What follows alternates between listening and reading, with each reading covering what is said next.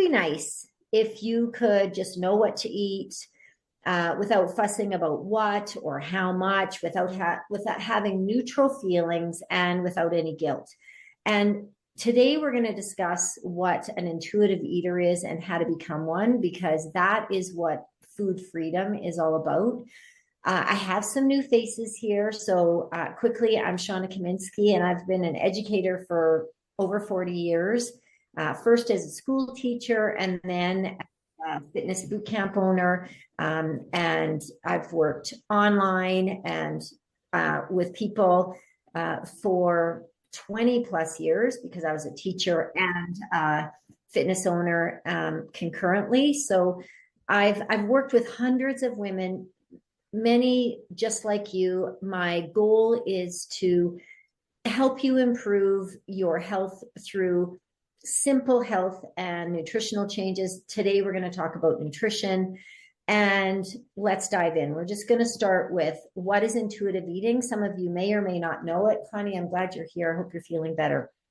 So what is intuitive eater?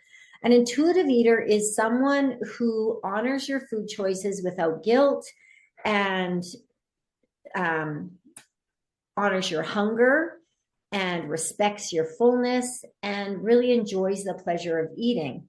And so I've got 10 principles that I want to go through of what an intuitive eater is. And first of all, an intuitive eater is someone that's going to trust your body to tell you what it needs. And you're not going to be someone that is going to do crash diets or fad diets or anything crazy. But learning to trust your body is the answer. You're going to honor your hunger and keep your body fed with adequate energy, including carbohydrates.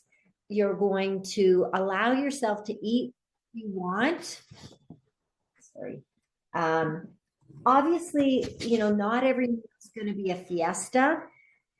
If you want a cookie, you're going to eat it, but you're going to eat all things within moderation, and some nutritional awareness is helpful there. And I'm going to talk about that. But basically, no foods are off limits. When you limit food, then it kind of creates the craving and then just a vicious circle. So you're also going to know that food has no morality. Food is not good. Like, foods are not good or bad. Calories are calories. Obviously, some are better than others. We're going to talk about that, but basically challenge the food police. You're going to respect your fullness. So you're going to understand when you're hungry and when you're full. We're going to talk about appetite and how that can be confusing.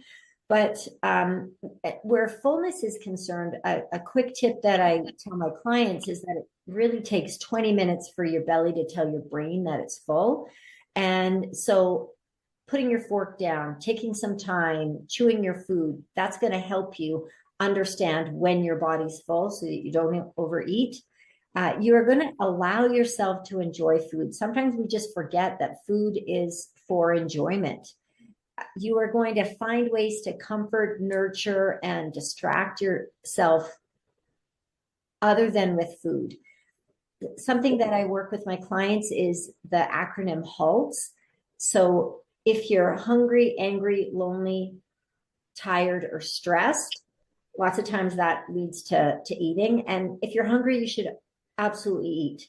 But if you're angry, lonely, tired, or stressed, that is a time that you should be finding a distraction or something other than food to deal with your feelings.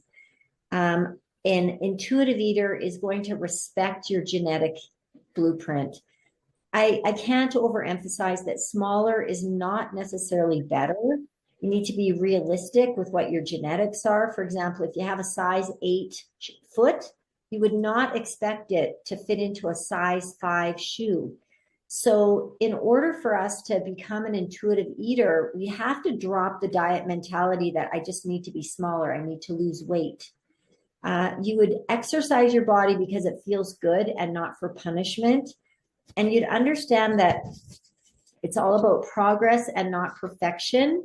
So you don't have to eat perfectly all the time. There's a time and place for all foods.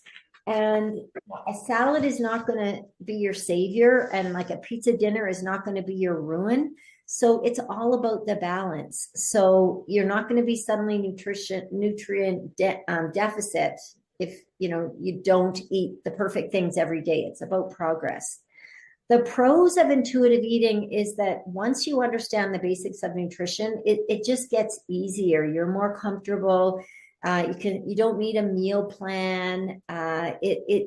You can be a lot more relaxed about your eating and not obsess about food choices all the time. And I want to mention that you can still count macros. You can still, and I'm going to talk about what macros are. You can still look at calories and still be an intuitive eater. The macros or calories can be kind of bumpers and give you guidelines, but it doesn't mean that being an intuitive eater means that, hey, I'm just going to have potato chips whenever I want. That is part of it, but it's not like I'm going to have potato chips for every meal. The cons of intuitive eating is that you have to have a very good understanding of basic nutrition. And we're going to talk about that. You need to know about calories and portion sizes. And it takes some time. That doesn't happen overnight. For example, some people might say, hey, I'm eating healthily, but if you want to lose weight, and full disclosure, most of my clients are interested in weight loss of some sort. So I refer to that a lot, but a lot of people want to just change their body composition, which is also great. I don't have many clients that want to gain weight. So my referral is generally weight loss. But if you're eating healthily, but you eat 3 avocados a day and you don't understand that they are very calorie dense, even though they have great fiber and great fat, then that's going to help not help you meet your goals. So there's less structure, and sometimes some structure is helpful. So to truly become an intuitive eater, you need to develop a solid nutritional base. And I like to, in developing that nutritional base, I like to talk about a top-down method and a bottom-up method. So the top-down method is a little bit more about the why of what you're eating. And this is something I've started with my clients is giving an evening intuitive eating prompt. And it might be something like, looking back on the day, did you find yourself eating out of habit? If so, what did you choose? What foods did you go for? Or did you eat your feelings today? And if you did, is there something else you could have done if you are angry, lonely, tired, or stressed? So the prompts have a couple objectives. One is it can help you connect the dots between possible triggers and food choices. For example, if somebody said something that made you angry and you found your hand in the cookie jar, it's like, oh, anger, snacking. Or you didn't sleep well last night and you craved sugar or fat. And so you might think, oh, lack of sleep, extra snacking. The prompts can also give you opportunity to celebrate when choices did feel good. For example, if you noticed, hey, I ate protein at every meal and I didn't have any energy crashes and I wasn't hungry, then that might help you consider doing that in the future, which is another advantage, is it does help you plan for the future. So for example, maybe when you're stressed, you tend to go to a drive-through, but you packed your lunch. So you didn't do the drive-through. So it's like, oh, if I have a plan, I'm less likely to eat unsupportive foods. Because food is connected in so many ways: to celebrate, to honor traditions, to socialize, out of habit, when we're emotional. And so it's really important for us to notice patterns of emotion and to unpair the emotions of, and understand why we're grabbing food sometimes. And it's also important for us to be less judgmental with ourselves, be kinder and gracious to ourselves and to the actual foods that are eaten. Because remember, food is not good or bad. It's just, food is neutral. We just have to eat the right things or eat, less supportive foods in moderation.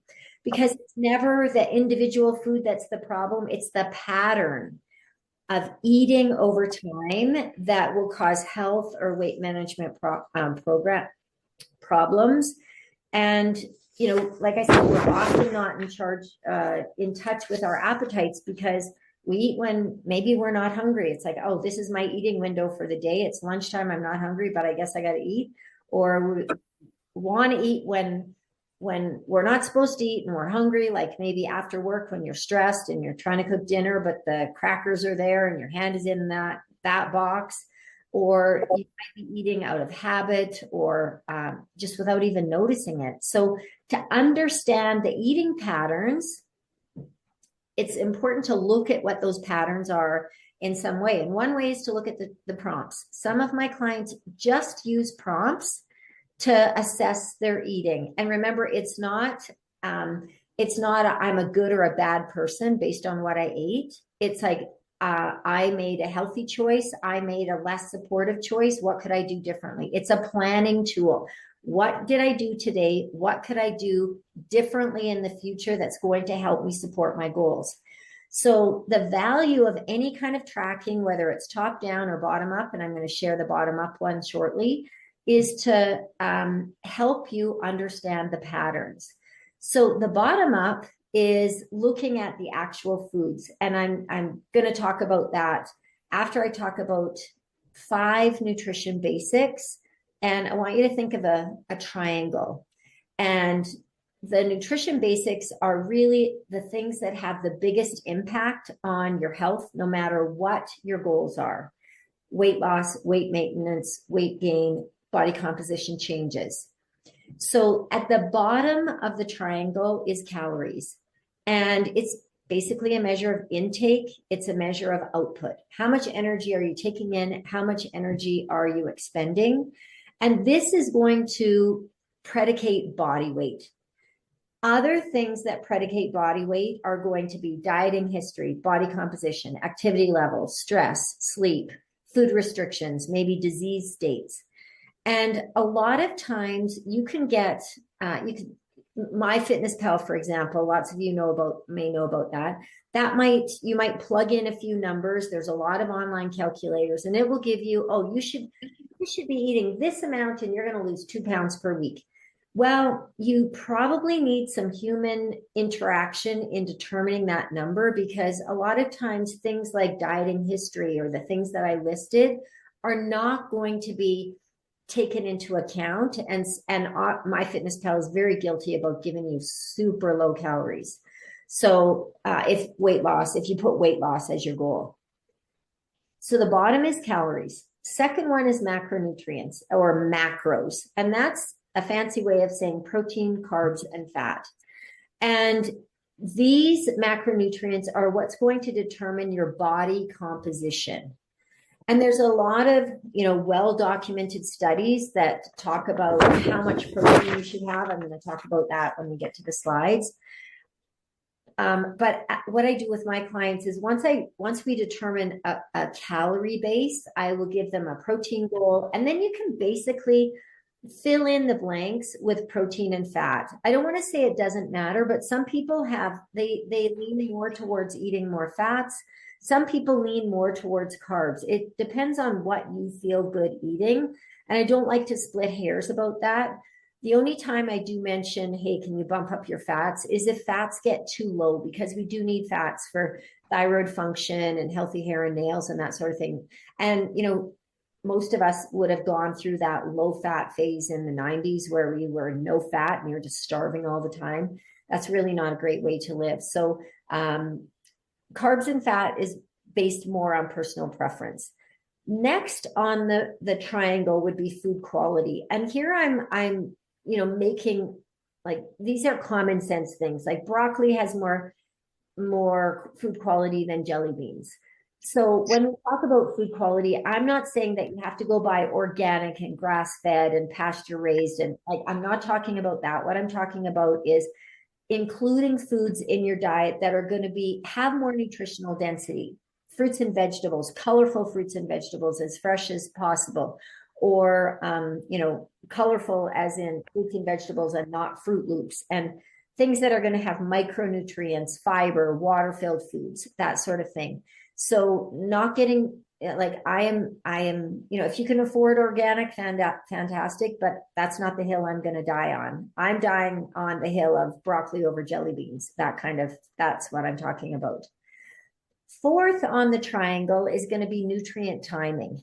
And there's a lot of talk about intermittent fasting, especially, in perimenopause, menopause, and I have some thoughts on that I'm not going to get into in this presentation. But, the question of like, should I eat after 6 p.m.? What about breakfast? Or should I be eating snacks? Or, should I just be having 2 meals, 3 meals? What's best for me? And honestly, if you don't have calories, macros, food quality taken into account, the timing isn't going to matter that much. I'm going to give you a couple tips on how you can use food timing, but that's not going to have the most impact. At the very top of the triangle, the tip of the triangle is supplements. And my clients would tell you that I do not sell supplements. I'm not a big advocate of supplements. However, I do feel that 3 are very important for us.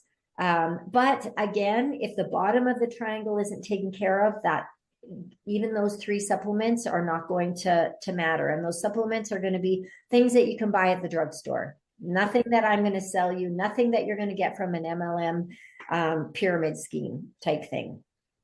So let's talk a little bit now about the bottom of the triangle, calories and macros. And let's talk about that bottom-up method of becoming an intuitive eater. And that's understanding what we're eating.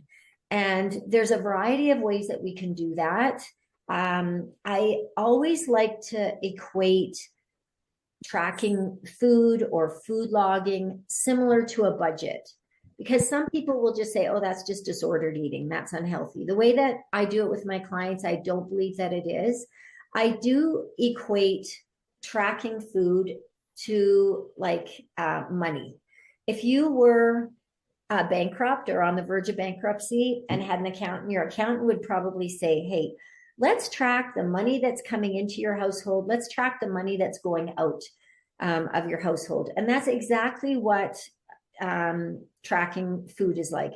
We can't really track accurately how much calories you're expending, but we certainly can track how many calories you're taking in. And how are you going to do this? It could be pen and paper. It could be an app like MyFitnessPal, which is one of the most popular, the Fitbit, Lose It. I have some clients that take pictures. You could be using emojis. There's a variety of ways of doing this. But why would you want to? The number one reason, it's a toss up if it's number one, with one other reason I have that will be next, is it helps you understand what you're taking in, how you're feeling, and the results you're getting. And so again, you may be saying, but I'm eating healthily. But you might be saying, well, I'm eating nuts, and nuts have a lot of protein. But once you start tracking, you might realize that, oh, nuts actually are a source of fat and not a source of protein. And I'm actually not getting any protein in, or I have very low amount of protein. So it really is an education. And if you take anything from tonight, I would suggest even a week of tracking, not making any changes, because then you're going to understand, you'll have a better understanding of what you're eating.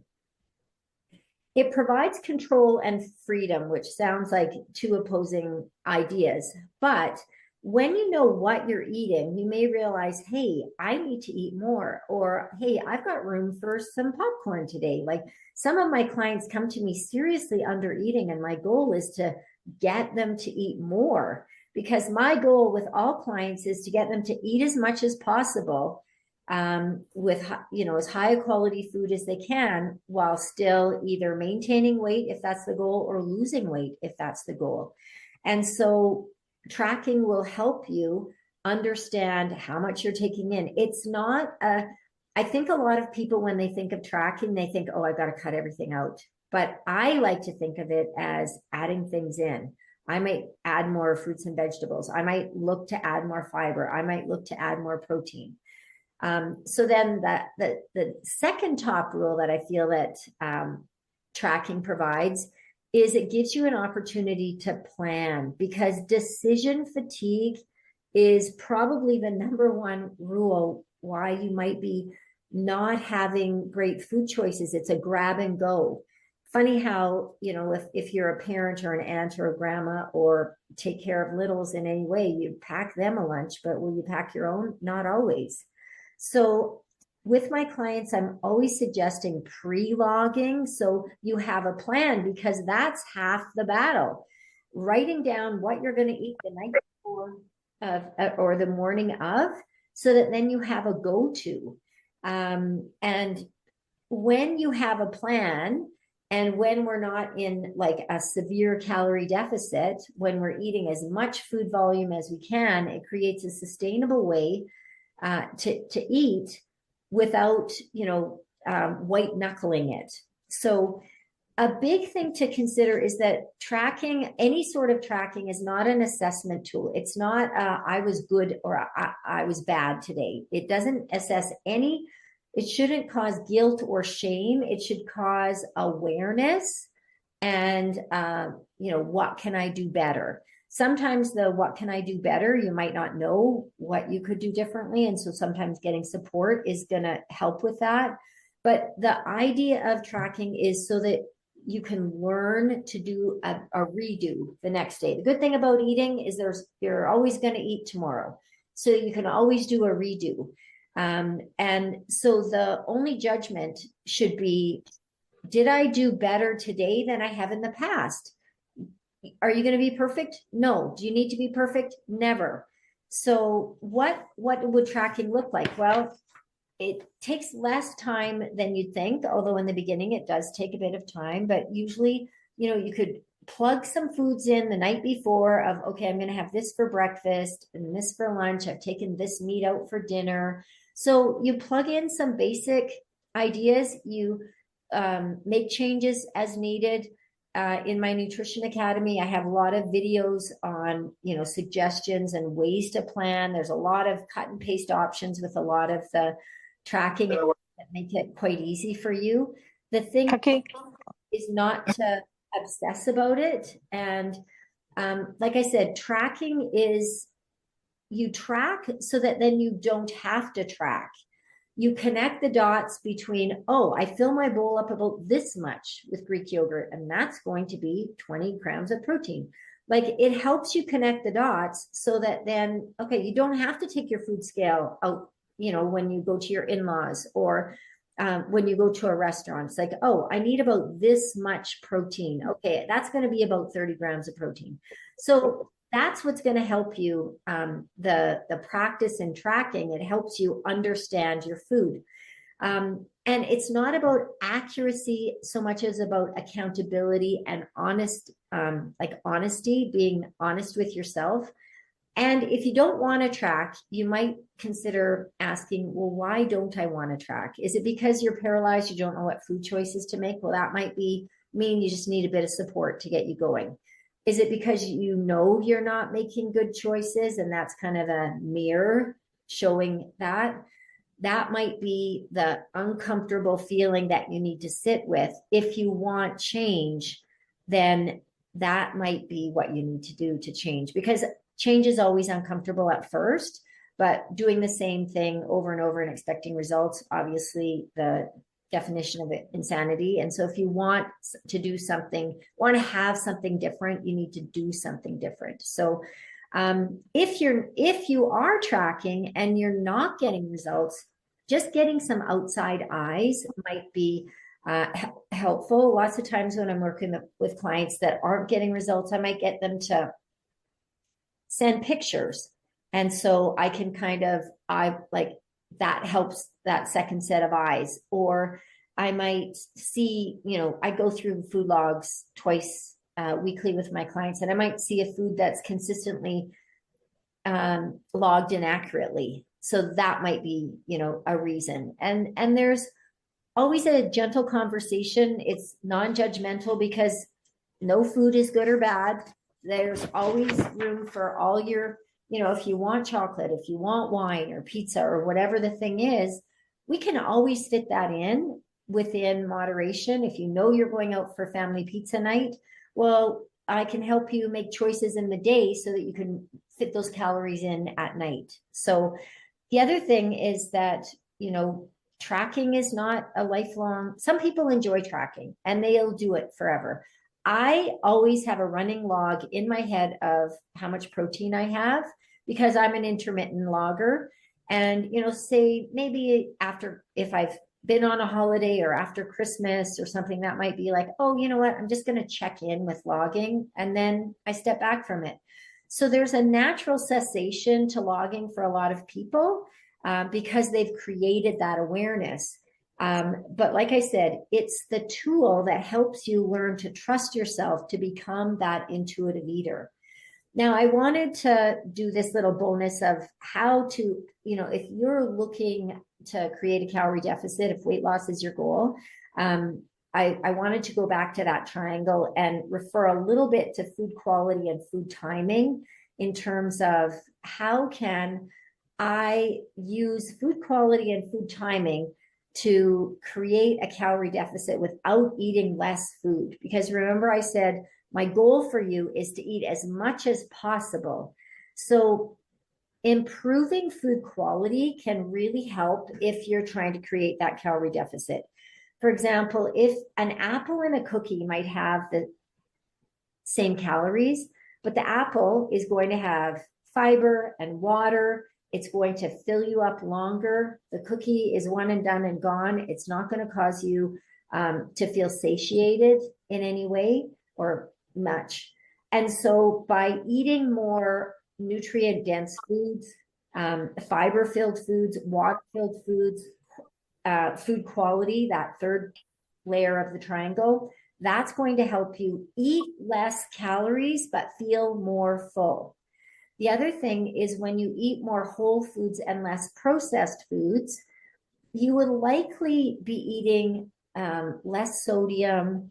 You might feel less inflamed. You're going to feel fuller. You know how sometimes when you eat, you know, MSG or things, your rings get tight, your joints get tight. So by eating a more of a whole food diet and less processed foods, you might actually be moving more because you're experiencing less pain. And more movement is going to mean more calorie expenditure. So you could be eating the same amount, but moving more, and that could be creating the calorie deficit that you need. The other thing is food timing. Now, this is like the fourth one on the triangle near the top. But shifting food earlier to the day is going to help you improve food quality. For example, you tend to, the food choices like after dinner tend to be more snacky, ice cream, chips, you know, nuts or whatever. You're not probably going to have a poached egg at 10 at night. You're going to reach for a box of crackers or something, or ice cream. And it's less likely that you're going to have those foods for breakfast. And so you're naturally going to be increasing food quality by shifting those calories earlier. It's documented that those people that eat bigger breakfasts and lunches have less cravings at night. Lots of times clients, if they talk to me, it's like, oh, I'm just starving at night. It's like, we've got to put front end load your day with calories, because then you're not going to have those cravings. And I mean, if you're eating out of habit, that's different. But if you're starving, then eating more in the morning is going to help you not eat so much at night. And we are circadian beings. And so our insulin sensitivity is going to be much better earlier in the day. And what that means is that our body can handle, process, and expend energy more efficiently rather than putting that energy that we're intaking, just shuttling it into storage. So for food timing, you kind of want to think of intermittent fasting the backwards, like putting intermittent fasting is a lot of the protocols are like don't eat until after 2 p.m. But if you eat early in the day and then back off your eating later in the day, you're going to feel more satiated, probably be eating less calories. And if weight loss is your goal, then that can really help. So there's a definite learning curve to be able to trust your gut into being more of an intuitive eater. You need to know what you're eating to fully embrace that intuitive eating lifestyle. And so I wanted to share a little bit. I'm going to just share my screen now, and I'm going to share a little bit about food labels. And these are things,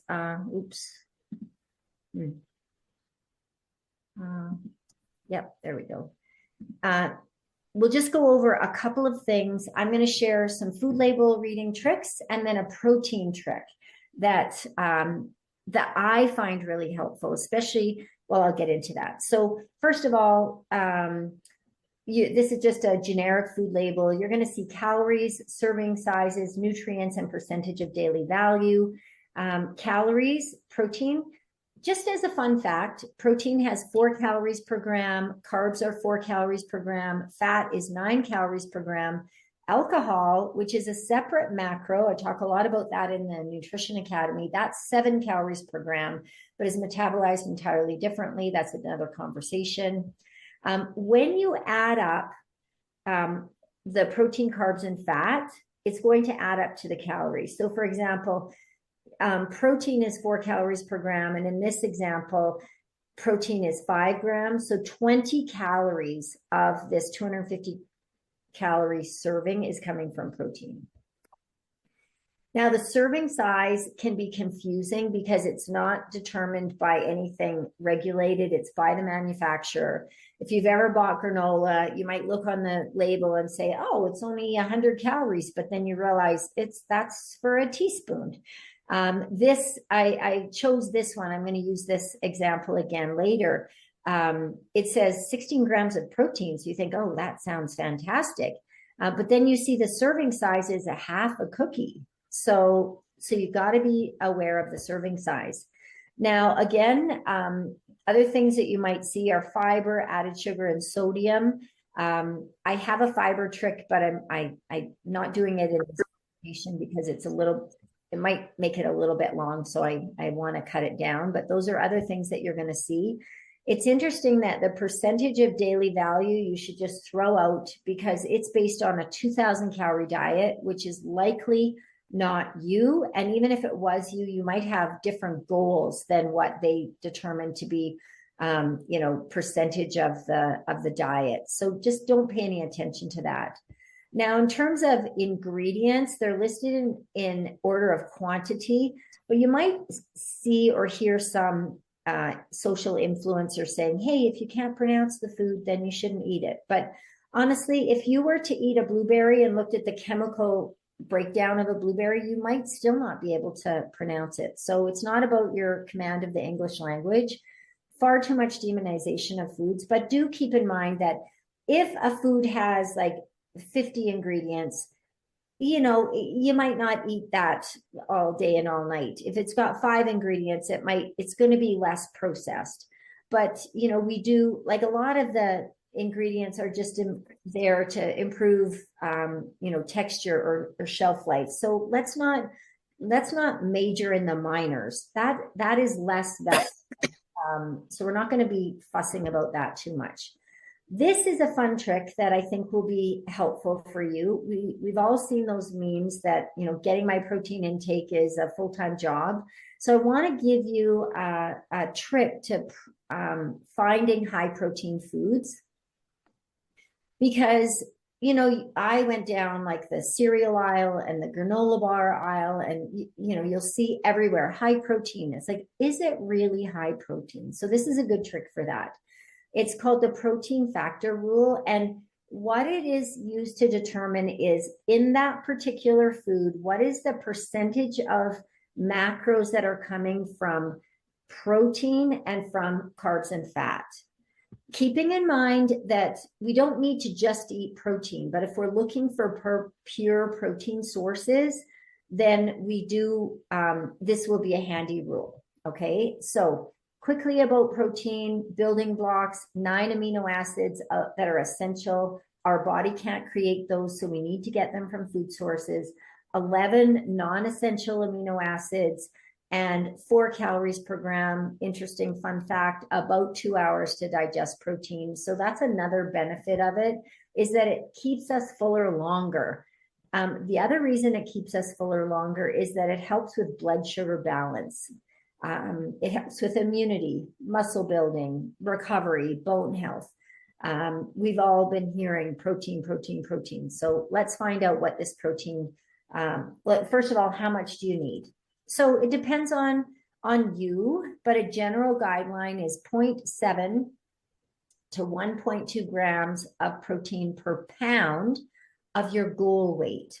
If you are sedentary, you can probably get by with the 0.7. If you are doing resistance training, and I hope you are, then you're going to try and get the 1 to 1.2 grams of protein per pound of body goal weight. And I have a lot of resources in the Nutrition Academy, charts and samples of like, how do I get my protein? And that's a lot of the talk that I have when we have our weekly food camp meeting is, what are we eating for protein this week? Because it's not always the fun food. Okay, let's get into the protein factor rule. I am not a mathematician, and so if I can do it, you can. So the general rule is you're going to look at the protein on the package or on MyFitnessPal or whatever app you're using to determine, and you're going to multiply the protein by 10, and that's going to give you the protein factor. Then you're going to look at the total calories, and if the protein factor is equal to or greater, then it's a good source of protein. So best way is to do some examples. All right, let's look at chicken nuggets. Sounds like a protein source, right? Chicken, 48 calories, 2.45 grams of protein. We're going to times that by 10. So our protein factor is 25. 25 is less than 48. So there's a lot of carbs and fat in that and less protein, not a great source. Let's look at almonds. Nuts are good source of protein, right? Well, let's look. We've got 81 calories. Oh, I've got to just move this. I can't see it. 6.5 grams of protein. 6.5 times 10 is 65. So 65, 81, also not a good source of protein. Let's go back to that Lenny and Larry's cookie. First of all, it bothers me that the deceiving labeling saying that it's 16 grams of protein. But now let's just even look at the half cookie. 8 grams of protein times 10 is going to give us 80. That's the protein factor, much less than 210. So lots of carbs and fat in that. And like I said, there's time for carbs and fat, but if you're looking to increase your protein, this might not be your choice. Let's look at turkey jerky. 13 grams of protein for 60 calories. 13 times 10 is 130. So obviously a great source of protein, much higher than the calories. Let's look at lentils. 18 grams of protein. That sounds like a lot. Protein factor is 180 compared to 230. Lots of carbs and fat in lentils.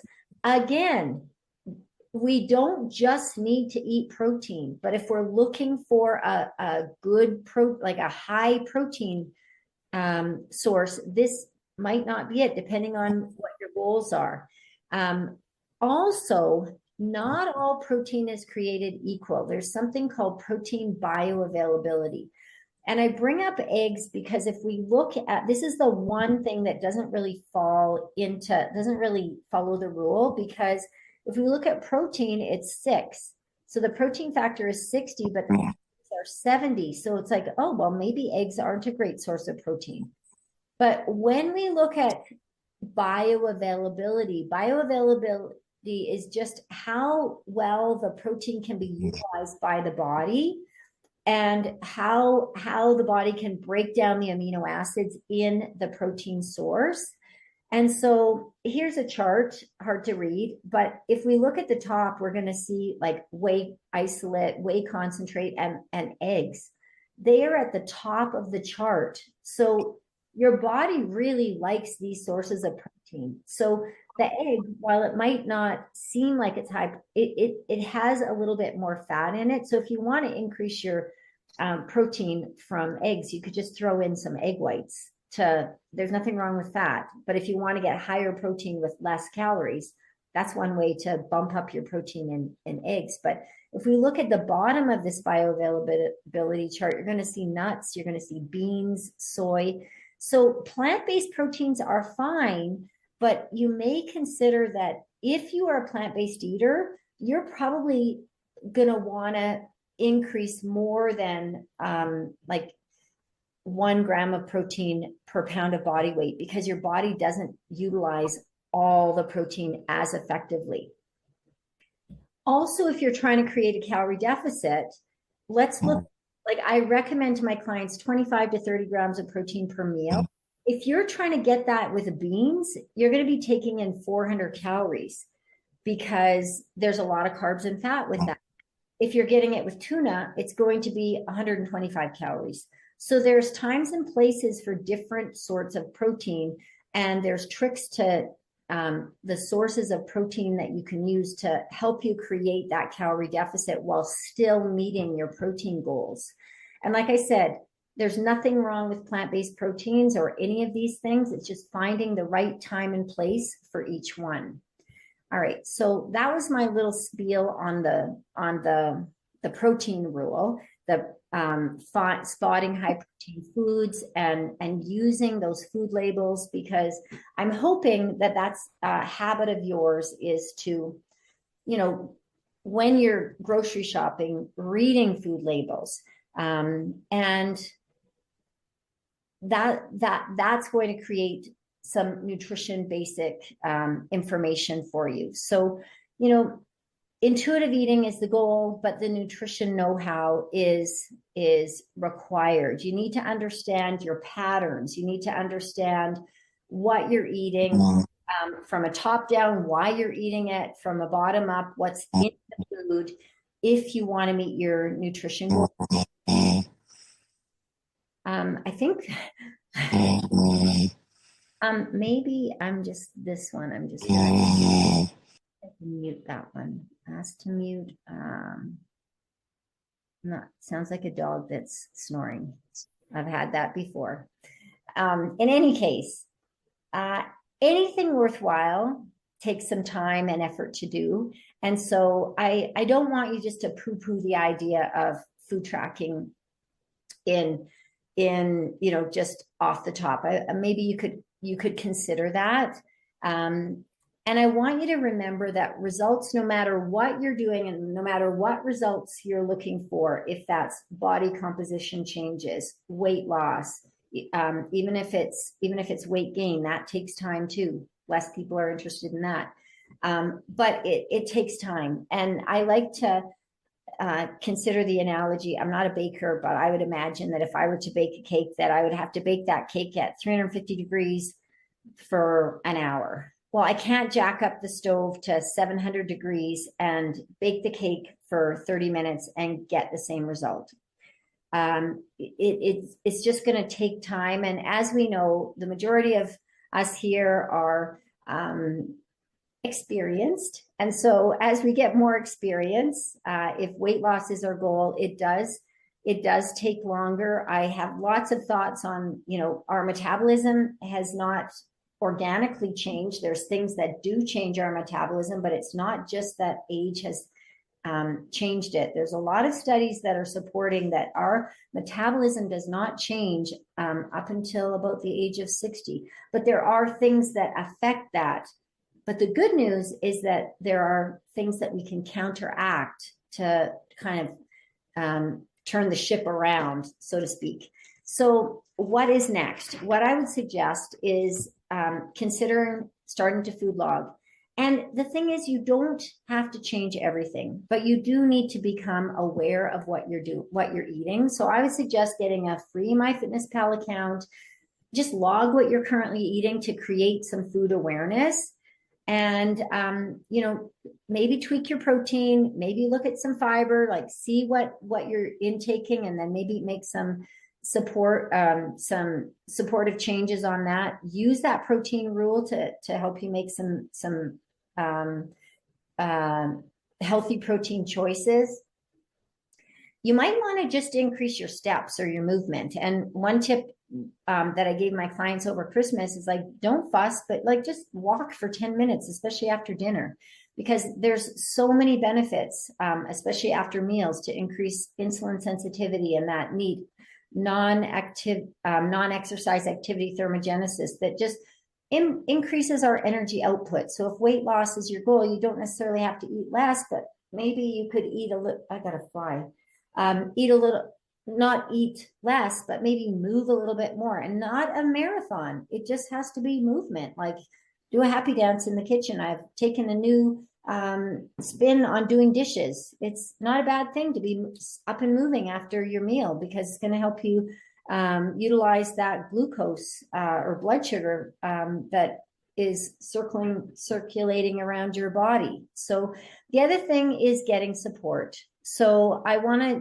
give a little plug for my coaching. I've got a lot of my clients on the call, and I appreciate you being here. And I told them that I know that you will get a couple tips.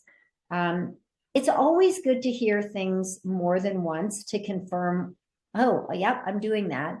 And I know that people will get another, one other tip. And you know what? You don't need to have 10 tips. You need to have 1 or 2 tips that you take action on. So I'm going to give a little plug for coaching. It's not all about counting macros. It's not all about creating that deficit and starving you. Like I said, my goal is to create a scenario where it's sustainable, it's doable. Whether you're while you're coaching with me, but long past that. It's very holistic, where we go over what's going on in your life. I had one client over Christmas that had clients in India. Well, they don't celebrate Christmas in India. So we were trying to eke out ways for her to food prep and get some movement in and manage some sleep and just kind of get through like a busy holiday time and manage expectations over that busy time. So there's a lot of what's going on with you. And so if you're a client of mine, and I know my clients would nod their head to say, the more communication, the better. If I know what's going on with you, I can be more supportive. Because results are slow, having someone in your corner or being a part of a group helps you stay the course when progress is slow, because progress will be slow. No matter what age we are, whether we're, in our 30s, 40s, 50s, beyond. And sometimes just getting outside eyes and see small changes. My goal is to find that low-hanging fruit. What's the least thing we can do to give you the most benefit? And so that's what I'm always looking for, rather than like turning your life inside out. So I do have a program that is starting in January. I am more than happy to share my knowledge with you on a free masterclass, but I would also love for you to become a client. This program is called Beyond the Diet, and it is, the goal is to get you to be more of an intuitive eater. It's 6 weeks, but you have the opportunity to stay on longer if that's your, if you'd like to. A lot of my clients have been with me, Catherine, 14 years, maybe, like, not that long, not in this program, but in some capacity, a very long time though. She's laughing. But I look at your food twice a week, making food suggestions, having that accountability. We do a weekly call Tuesday at 6 p.m., which is less me talking, more you talking and asking questions. And I use an app. So there's 24/7 opportunity for questions. And the more questions you ask, the more answers you get. If I don't know the answer, I have a lot of friends in high places. I will find the answer for you. I also would throw in my Nutrition Academy, which is practical, actionable information to just live in a sustainable way. short digestible videos. Nobody has time to get a nutrition degree, but they're 3 to 5 minute videos of like, why protein, what about carbs, what about creatine? Like I try and cover all kinds of things, and I keep adding to that. You get lifetime access to that. So if you're interested in the program, I do like having conversations with people to see if this is the right fit for you.